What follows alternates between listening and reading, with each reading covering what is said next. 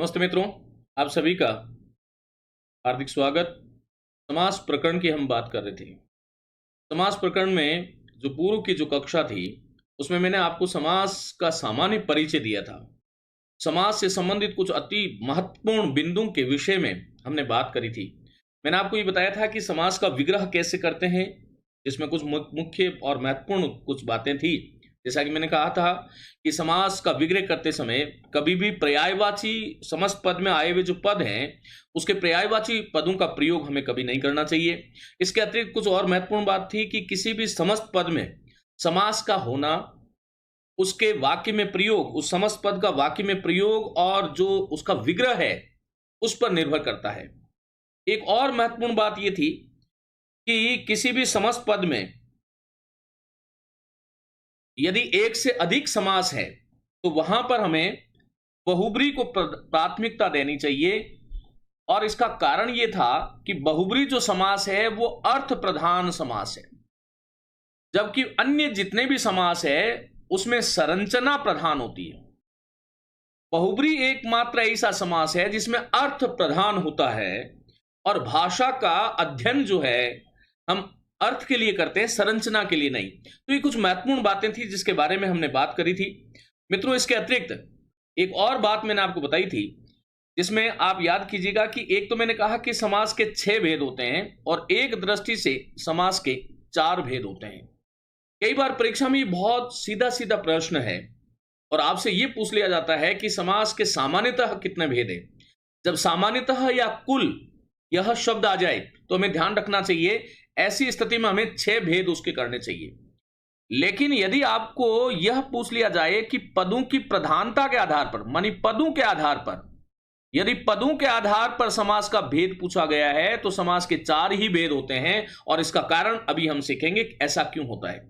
लेकिन सामान्यतः जब हम बात करते हैं तो समास के 6 भेद होंगे।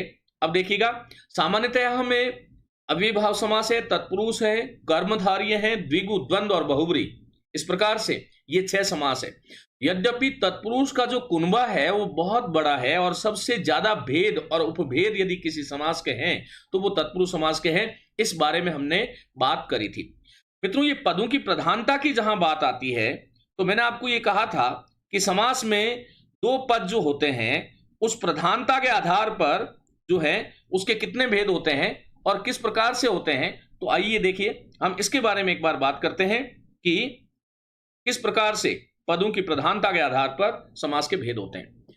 ये देखिएगा, ये समास और समास का जो पहला मुख्य भेद है, वह मुख्य भेद जो है वह है अव्ययीभाव समास। मुख्य जो भेद है वह है अव्ययीभाव समास। अव्ययीभाव समास के बाद में दूसरा मुख्य भेद जो है वह है तत्पुरुष, और तीसरा जो भेद है स्वतंत्र समास के रूप में वो द्वंद्व है, और चौथा जो भेद है वो बहुब्री है।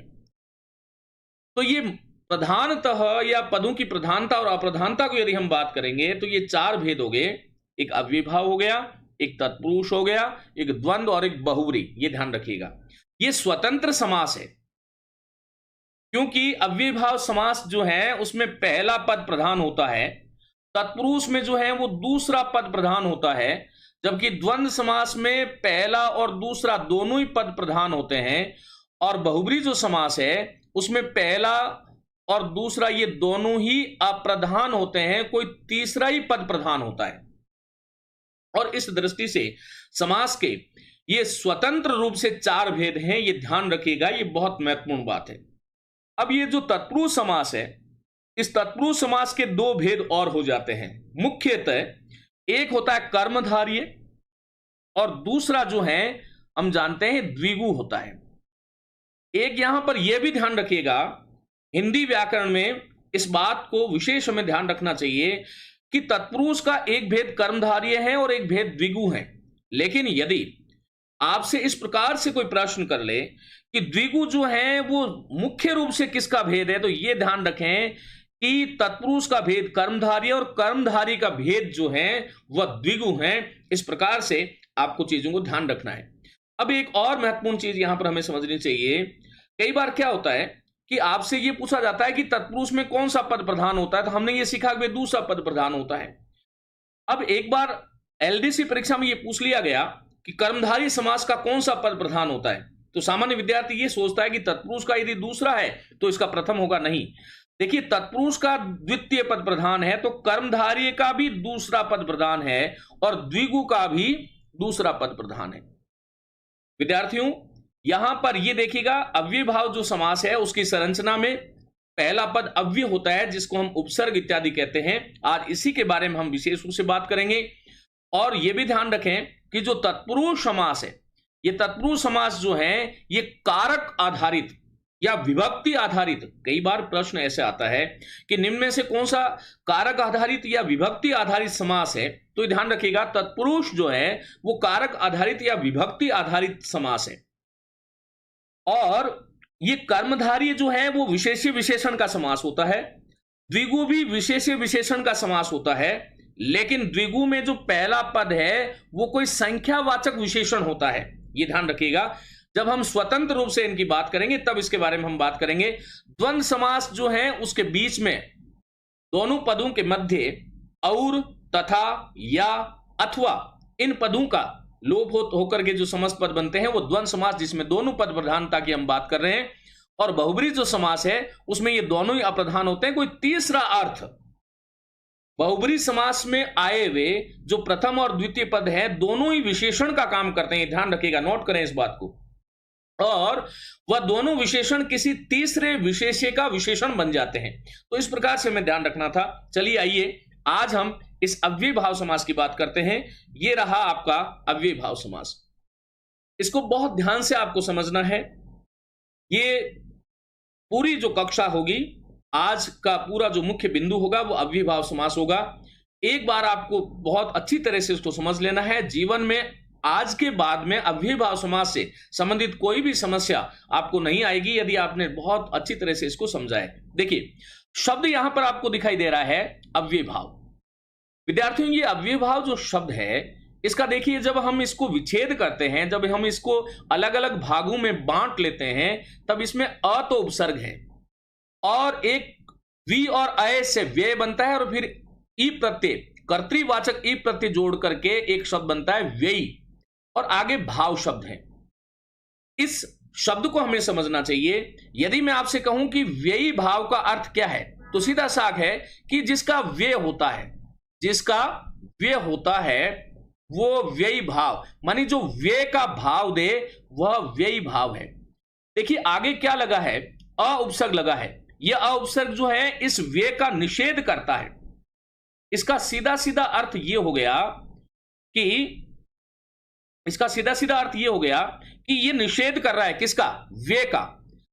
जो विकारी शब्द हैं उनमें व्यय होता है। संज्ञा, सर्वनाम, विशेषण और क्रिया जो विकारी पद हैं उसमें लिंग, वचन, कारक, काल और वाच्य के अनुसार उनमें व्यय होता है, जिसको हम विकारी कहते हैं।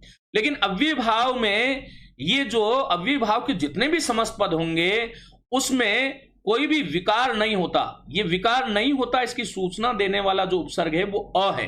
जैसे देखिएगा, यदि मैं आपसे कहूं कि बोध शब्द का विपरीत अर्थ देने वाला शब्द यदि आपसे मैं पूछूं, तो हम सभी जानते हैं अबोध शब्द होता है। जान से अज्ञान बनता है, विशेष से अविशेष बनता है। इसी प्रकार व्ययी भाव में अ जुड़ा तो अव्ययी भाव हुआ, अर्थात ऐसा समस्त पद जिसका लिंग, वचन, कारक, काल, वाच्य किसी के अनुसार व्यय नहीं होता। यह एक महत्वपूर्ण बात थी। अब देखिएगा, इस बात को आपको समझना है कि कैसे व्यय नहीं होता। पहली बात तो यह ध्यान रखें कि अव्यय भाव समास के जितने भी उदाहरण, जिसको हम समस्त पद कहते हैं, वह सदैव वाक्य में प्रयुक्त होने पर क्रिया विशेषण का काम करते हैं। बहुत ही महत्वपूर्ण बात है। अव्यय भाव समास से बने हुए जितने भी समस्त पद है, वह वाक्य में प्रयुक्त यदि हो रहा है, वह समस्त पद जिसमें हम अव्यय भाव कह रहे हैं, तो वाक्य में वो क्रिया विशेषण का काम करता है। एक बात ये हो गई। इसी और क्रिया विशेषण जो है हिंदी व्याकरण में अव्यय है, हम जानते हैं, और अव्यय में किसी प्रकार का लिंग, वचन, कारक के अनुसार कोई विकार, कोई रूपांतरण, किसी प्रकार का कोई विकार नहीं होता। इसका मतलब अव्यय भाव ये जो समास है, इससे बने हुए जितने भी समस्त पद है वो वाक्य में प्रयुक्त होने पर क्रिया विशेषण का काम करते हैं। अब देखिएगा, एक बात ये हो गई, ये अव्यय भाव जो है उसकी संस्कृत की परिभाषा ये है, अनव्यम अव्यम भवति अनेन। ये बहुत ही समझने योग्य बात है। अनव्यम अर्थात जो अव्यय नहीं था, जो पहले अव्यय नहीं था, इस बात को आपको समझना है। जो पहले अव्यय नहीं था उसको हम अव्यय बना देते हैं अनेन मनी इसके द्वारा, इस समास के द्वारा। कोई ऐसा पद जो पूर्व मूलतः अव्यय पद नहीं था, लेकिन उसके साथ में जब हम उपसर्ग इत्यादि जोड़ देते हैं, अव्यय जोड़ देते हैं, तो वो जो है अव्यय बन जाता है। ये ध्यान रखिएगा, जो पहले अव्यय नहीं था लेकिन बाद में अव्यय हो गया, उसी को हम अव्यय भाव समास कहते हैं। देखिए यहां पर लिखा है मैंने कि जो पहले अव्यय नहीं था, पहले अव्यय नहीं था परंतु जिसके योग से वे समस्त पद अव्यय बन गया, वही अव्यय भाव है और वाक्य में प्रयोग होने पर क्रिया विशेषण का काम करता है। अब हमें यह समझना है कि कोई शब्द कैसे पहले अव्यय नहीं था। देखिए मैं एक शब्द ले लेता हूं, दिन। ये जो दिन शब्द है, इसका बहुवचन में आपको कहूं तो क्या होगा, बोलो, दिनु होगा। यदि मैं कारक के अनुसार यदि इसका रूपांतरण करने को आपको कहूं तो हम सभी जानते हैं, दिन में, दिन से, दिन का, दिन की, इस प्रकार से इसमें विकार हो रहा था। लेकिन जब मैंने इसके साथ में प्रति उपसर्ग जोड़ दिया, अब ये प्रतिदिन का, यदि मैं आप वाक्य में इसका प्रयोग ऐसे करो कि मैं प्रतिदिनों रामायण पढ़ता हूं, तो ये वाक्य अशुद्ध हो जाएगा, ये ध्यान रखिएगा। क्योंकि दिन अपने आप में अव्यय नहीं था, ये पूर्व में अव्यय नहीं था, लेकिन इसके साथ में ये प्रति उपसर्ग आप देख रहे हो, ये प्रति उपसर्ग जुड़ने से ये दिन जो था वो भी अव्यय बन गया और ये प्रतिदिन जो समस्त पद बना है ये अव्यय भाव समास का उदाहरण है। और इस वाक्य में यदि मैं आपसे पूछूं कि मैं प्रतिदिन रामायण पढ़ता हूं, इस वाक्य में आया हुआ जो प्रतिदिन शब्द है वह क्या है, तो प्रतिदिन जो है क्रिया विशेषण है। कैसा क्रिया विशेषण है, कालवाचक क्रिया विशेषण है। जब हम क्रिया विशेषण की बात करेंगे तब इसके बारे में विशेष रूप से मैं बात करूंगा।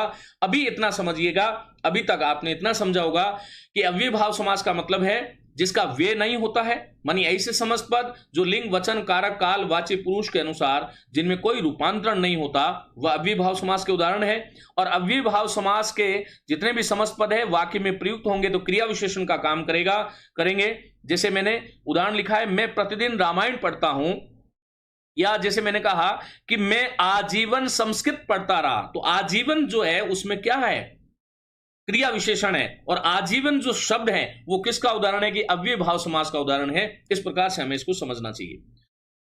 ये बहुत महत्वपूर्ण बात यहां पर मैं करने जा रहा हूं कि प्रथम पद, इसकी पहचान क्या है।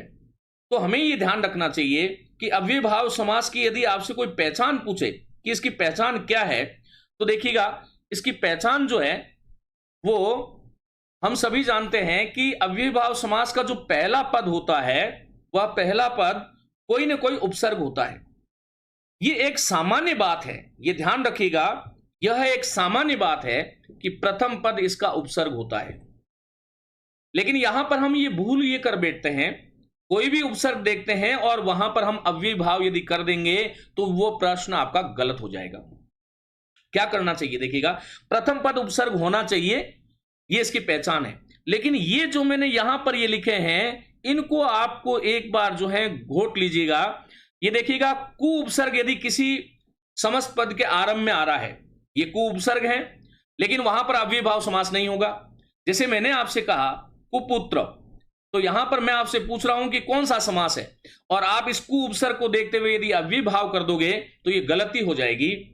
अब इसका कारण क्या है, ये जो उपसर्ग है देखिएगा, कु है, क है, सु, स, दुर, महा, श्रेष्ठ, बद, ये खुश है, मंद, तीव्र, अल्प, सत, परम और पूर्ण। ये जो उपसर्ग हैं, ये उपसर्ग कौन से हैं, विशेषतावाची उपसर्ग है। याद रखिएगा, ये उपसर्ग जो है ये विशेषतावाची उपसर्ग है।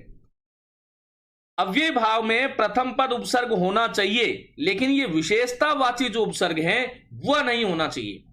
यदि उ, का, सु, स, दुर, महा, श्रेष्ठ, बद, खुश, मंद, तीव्र, अल्प, सत, परम और पूर्ण, ये यदि किसी भी समस्त पद के आरंभ में आ रहे हैं तो वहां पर अव्ययभाव नहीं करना है। वहां पर कौन सा समास होगा? कर्मधारय। क्योंकि कर्मधारय जो समास है उसमें पहला पद कोई विशेषतावाची उपसर्ग या फिर कोई रंगवाची जो है शब्द होता है, ये ध्यान रखिएगा। ये एक सामान्य बात थी। अब आगे चलते हैं मित्रों। अव्ययभाव का देखिएगा, किसी भी पद के आरंभ में यदि यथा का प्रयोग हो रहा है तो वहां पर निश्चित रूप से मान के चलिएगा कि वहां पर अव्ययभाव समास होगा।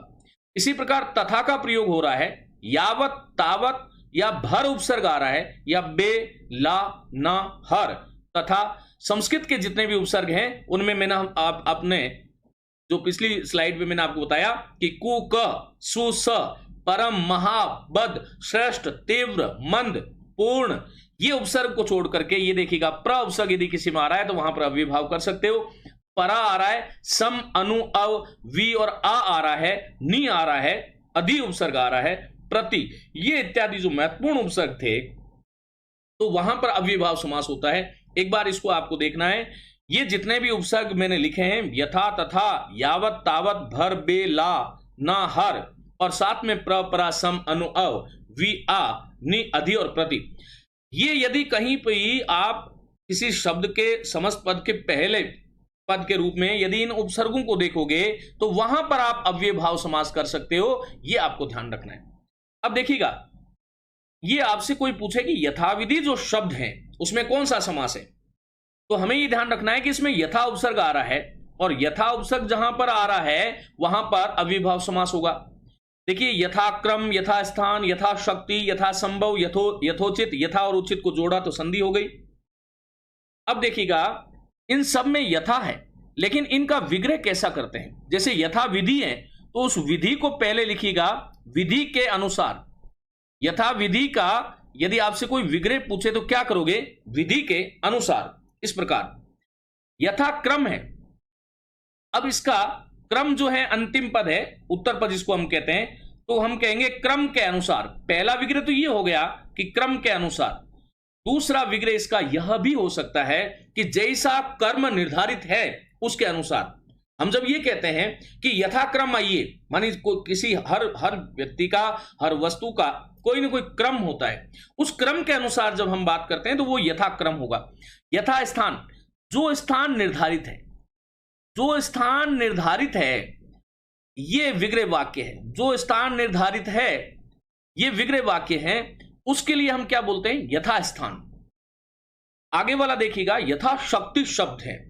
यथा शक्ति का जब विग्रह करोगे तो क्या करोगे? देखिएगा, शक्ति को पहले लोगे, क्या करोगे? शक्ति के अनुसार, शक्ति के अनुसार, ये इसका विग्रह हो जाएगा। इसी प्रकार यथा संभव, अब ये संभव के अनुसार ऐसा विग्रह इसका नहीं करना चाहिए।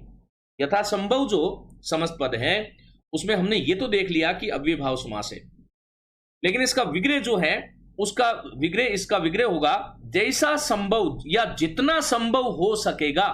जैसा या फिर जितना, इससे आपको स्टार्ट करना है।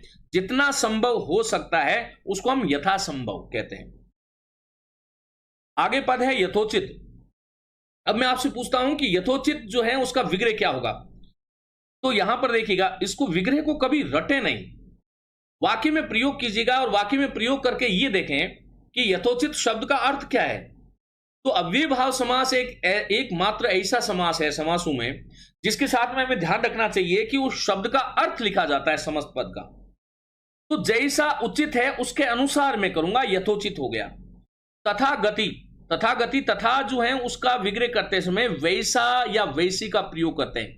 वैसा या वैसी का प्रयोग करते हैं, ये ध्यान रखिएगा। वैसी गति, तथा प्रजा, वैसी प्रजा, हम सब जानते हैं ना, यथा राजा तथा प्रजा। तो इस प्रकार से ये ध्यान रखिएगा कि ये उपसर्ग यदि आपको कहीं भी दिखाई दे रहे हैं, इसका मतलब वहां पर जो समास है वह अव्ययभाव समास है। ये एक बहुत महत्वपूर्ण बात थी। चलिए आगे चलते हैं। अब देखिएगा, ये यहां पर जितने भी शब्द है, ये यहां से लेकर के यहां तक, इन सभी शब्दों में प्रति उपसर्ग लगा है। अब हमने ये देख लिया, प्रति और अक्षी, प्रति और पल, प्रतिध्वनि, प्रति और उपकार, प्रत्युपकार बना, प्रति और घात, और ये प्रति और आघात शब्द है। प्रति और आघात से प्रत्याघात शब्द बनेगा, ये ध्यान रखिएगा। फिर प्रत्यारोप हो गया, तो इसमें प्रति, आ और रोप दो दो उपसर्ग है, खैर, लेकिन प्रति उपसर्ग शब्द में दिख रहा है, इसका मतलब वहां पर जो समास है इन पदों में, समस्त पदों में, वह अव्यय भाव है। इसका विग्रह कैसे करते हैं? तो प्रति का अर्थ जो होता है, अर्थ होता है के सम्मुख या समक्ष, ये तो मुख्य अर्थ है। बाकी जैसा समस्त पद है उसका जो अर्थ है वह लिखना चाहिए। अब देखिए, जैसे प्रत्यक्ष शब्द है, प्रत्यक्ष का विग्रह आपसे कोई पूछेगा तो अक्षी, आप ऐसे कह सकते हो, अक्षी के कोष्टक में आंखों के समक्ष, अक्षी मानी आंखों के समक्ष, ऐसा प्रयोग आप कर सकते हो। तो प्रति और अक्षी हो गया। प्रतिपल, अब प्रतिपल का पल के समक्ष नहीं करोगे, प्रतिपल का जो विग्रह करोगे वो होगा हर पल, या फिर इसका एक और तरीका है, आप इसका विग्रह ऐसे भी कर सकते हो, पल पल। इसकी पुनरावृत्ति हम कर देते हैं, ये ध्यान रखिएगा। फिर ये प्रतिध्वनि शब्द आया। अब प्रतिध्वनि जब शब्द आया तो इसका विग्रह भी हमें ध्यान रखना चाहिए कि ध्वनि के सम्मुख या ध्वनि के समक्ष नहीं होता। विद्यार्थियों, किसी भी समस्त पद का विग्रह हमें रटना नहीं होता है। पूर्व की कक्षा में मैंने आपको एक बात बताई थी कि समस्त पद का जो अर्थ है वही अर्थ विग्रह वाक्य का होना चाहिए, यह विशेष बात थी। तो प्रतिध्वनि का जो विग्रह करोगे, प्रतिध्वनि हम किसको कहते हैं? हम कहते हैं कि प्रतिध्वनि हो रही है, मानी ध्वनि की ध्वनि जो है, ध्वनि के बदले जो ध्वनि आ रही है, ध्वनि के जो ध्वनि की वापस परावर्तित होकर के ध्वनि आ रही है, इसलिए इसका विग्रह होगा ध्वनि की ध्वनि। एक शब्द है, समस्त पद है, प्रत्युपकार। अब देखिएगा, प्रत्युपकार किसको बोलते हैं? हमने कहा कि उस व्यक्ति ने मुझ पर उपकार किया और मैंने उस उपकार के बदले उपकार किया। इसका मतलब उपकार के बदले किया गया जो उपकार है उसको क्या बोलते हैं? प्रत्युपकार। ये वाक्यांश के लिए एक जो शब्द है उसके लिए भी कई बार ये आपसे पूछ लिया जाता है कि उपकार के बदले किया गया जो उपकार है उसके लिए, वाक्यांश के लिए एक शब्द क्या होगा? तो ध्यान रखिएगा, प्रत्युपकार होगा। अब यहां पर एक शब्द है प्रतिघात, ये समस्त पद है। अब आपने ये तो समझ लिया कि प्रति उपसर्ग आ रहा है इसमें, तो वहां पर हमें अव्ययभाव करना है। लेकिन अब ये इसका विग्रह क्या होगा? तो इसका विग्रह होगा घात के बदले घात। किसी ने घात किया और उसके बदले हमने घात कर दिया, तो ये घात के बदले जो घात होता है उसको कहते हैं प्रतिघात। ये ध्यान रखिएगा। एक और बात है कि प्रतिघात को इस प्रकार से भी शुद्ध अशुद्ध में लिखा जाता है, तो ये दोनों शुद्ध हैं। प्रतिघात और प्रतिघात ये दोनों ही शुद्ध हैं, इस बात का भी हमें ध्यान रखना चाहिए। और ऐसा क्यों होता है कि ये दोनों शुद्ध हैं? क्योंकि महाप्राणीकरण में कई बार हम बोलने में इस प्रकार कह देते हैं प्रतिघात, तो वहां पर प्रतिघात भी होगा, ये ध्यान रखिएगा। तो एक बात ये थी। आगे वाला जो समस्त पद है आप देख रहे हैं, देखिएगा आगे जो समस्त पद है वो है प्रत्याघात। प्रत्याघात का संधि विच्छेद होता है प्रति और आघात। समास जानने से पहले हमें संधि जाननी चाहिए, यह भी एक महत्वपूर्ण बात है। तो प्रति और आघात जो शब्द है उससे प्रत्याघात ये शब्द बना है। और इसका विग्रह क्या होगा? तो विग्रह होगा आघात के बदले, आघात के बदले जो आघात किया जाता है वह जो है, आघात के बदले आघात जो किया जाता है वो प्रत्याघात होता है। इसी प्रकार से प्रत्यारोप। अब आरोप के बदले जो, आरोप के अनंतर या आरोप के बदले जो आरोप है उसको प्रत्यारोप कहेंगे। एक बहुत महत्वपूर्ण शब्द आया है आजानुबाहु, ये कई बार बहुत सारी परीक्षाओं में आता है।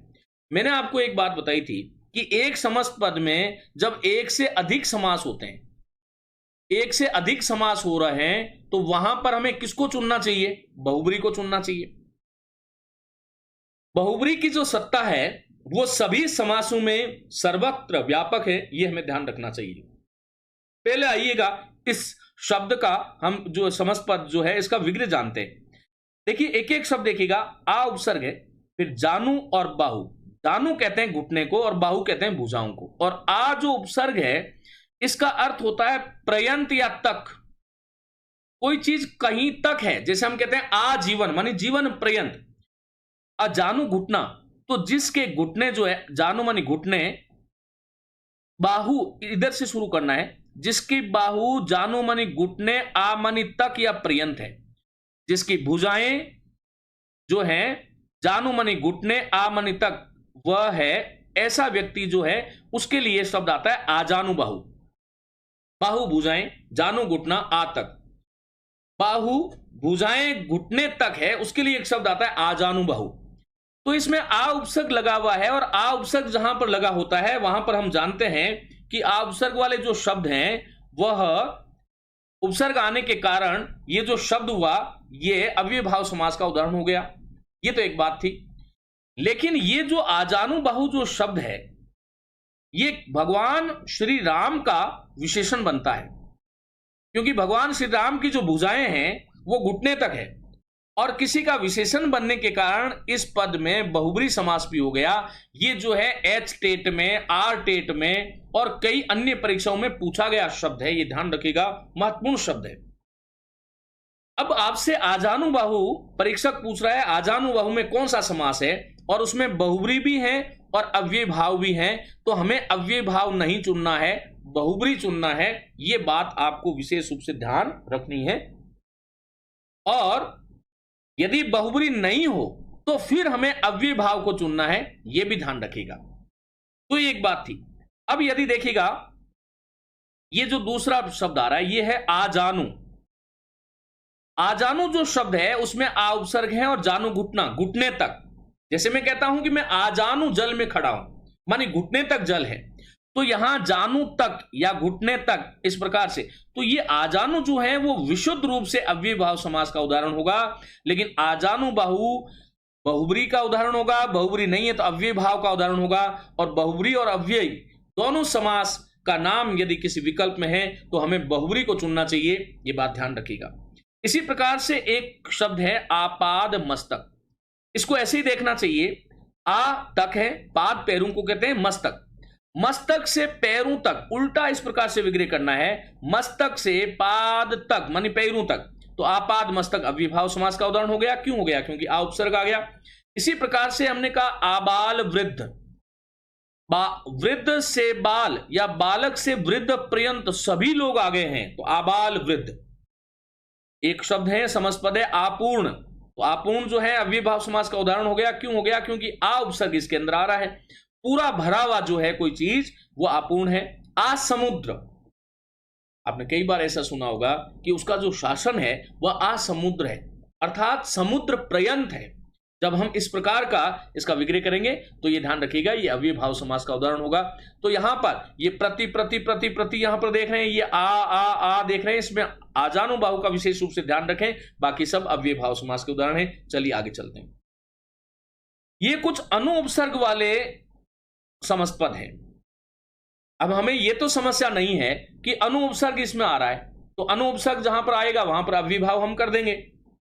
लेकिन अनु वाले उपसर्ग वाले जो समस्त पद हैं उनका विग्रह बहुत ध्यान से करना चाहिए। ये कई बार परीक्षा में पूछा जाता है। जैसे मैंने कहा अनुदिन, तो अनुदिन का जो विग्रह होगा वो दिन पर दिन होगा, लेकिन अनुरूप रूप पर रूप नहीं होगा। अब यहां पर ये जो अनु उपसर्ग आया है ये अनु जैसा का अर्थ दे रहा है, और इसका विग्रह होगा जैसा रूप है उसके अनुसार। अनुबंध, बंद की तरह का बंद। देखो तीन समस्त पद है, तीनों का अलग अलग विग्रह है। बंद की तरह का जो बंद है वह अनुबंध है। यहां पर ये चौथा जो समस्त पद है अनुगमन, इसका विग्रह इन तीनों से ही अलग होगा। यहां पर अनु जो आया है ये पीछे के अर्थ में आया है, और गमन मानी गमन के पीछे, जाने के पीछे जो जाना है वो अनुगमन, जिसको हम अनुसरण करना कहते हैं। अनुचिंतन, किसी चिंतन के पीछे, अनुपश्चात, यहां पर अनु जो है वो पश्चात का अर्थ दे रहा है। किसी चिंतन के जो पश्चात किया गया चिंतन है वो अनुचिंतन है। यह अनुसंधान, देखो संधान जो है उसको कहते हैं खोज, तो किसी संधान के अनंतर या उसके पश्चात किया गया जो खोज है उसको हम बोलते हैं अनुसंधान। वापस बता देता हूं, संधान जो अर्थ शब्द है इसका अर्थ है खोज। तो आप ऐसे विग्रह कर सकते हो, संधान के पश्चात खोज या संधान के पश्चात संधान, इस प्रकार से विग्रह करोगे। या फिर देखिएगा मैं जैसे कहा कि अनुसंधान, एक कोई खोज हुई उसके पीछे जो खोज होती है उसका नाम अनुसंधान है। अब यहां पर एक समस्त पद है अनुमान। यह अनुमान एक प्रमाण है, और यह प्रमाण जो है वो अनुमानी पीछे, और मान अर्थात होने वाला। अर्थात जो पीछे होने वाला है वह अनुमान है। अनु पीछे, मान होने वाला, किसके पीछे होने वाला? एक प्रमाण है प्रत्यक्ष। भारतीय दर्शन में कुछ प्रमाण मीमांसा में ये देखिएगा, प्रत्यक्ष, अनुमान, उपमान और शब्द, ये 4 प्रमाण होते हैं। पहला मुख्य जो प्रमाण है वो प्रत्यक्ष प्रमाण है, और प्रत्यक्ष के बाद में जिस चीज का हमें ज्ञान होता है वह अनुमान प्रमाण है। तो अनु का अर्थ पीछे, किसके पीछे? जो प्रत्यक्ष के पीछे होने वाला है वह अनुमान है। विद्यार्थियों इसी प्रकार अनुसार, सार के अनुसार, सार के अनुसार, ये देखिएगा अनु का ये बहुत ही महत्वपूर्ण था। और प्रत्येक अनु जो आया है इसमें, यह विशेष रूप से आपने देखा कि अलग अलग तरीके से इसका विग्रह हुआ, यह ध्यान रखिएगा। तो मैं आपसे यह कहना चाहता हूं कि विग्रह को कभी भी हमें रटना नहीं चाहिए, क्योंकि रटा हुआ जो विग्रह है वो भूल जाता है व्यक्ति, ये ध्यान रखिएगा। चलिए अब यहां पर ये जो शब्द है, यहां पर देखिएगा नी नी नी, ये नी उपसर्ग है सब जगह, देखिएगा ये नी धड़क है, ये निडर है, ये नियंत्रण है, ये निगोड़ा। ये जो 4 शब्द आए हैं समस्त, इनमें नी उपसर्ग है, और नी उपसर्ग होने के कारण यहां पर अव्ययभाव समास हो गया।